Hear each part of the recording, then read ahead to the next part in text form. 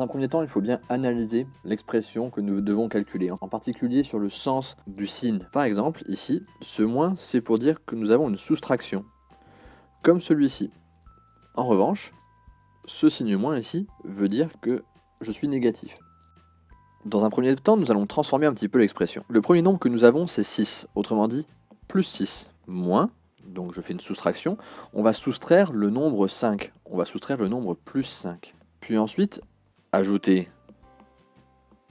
4, soustraire moins 3 et additionner moins 8. Ensuite, nous allons transformer les opérations, en particulier les soustractions, afin de n'avoir plus que des additions. Donc le plus 6, on ne change rien. On a une soustraction qu'on transforme en addition avec l'opposé du nombre suivant. Une addition, on ne touche rien. Ensuite, une soustraction qu'on transforme en addition par l'opposé de moins 3, c'est-à-dire plus 3.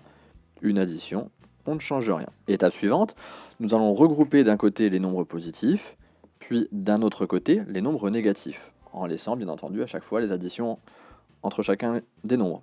Donc nous avons plus 6, plus 4, plus 3. Voici pour les positifs.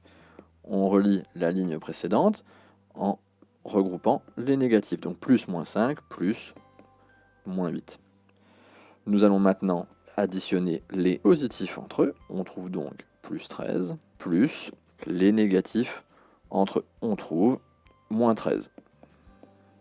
On calcule le positif ajouté au négatif, plus 13 plus moins 13. On additionne deux nombres opposés, on trouve donc 0.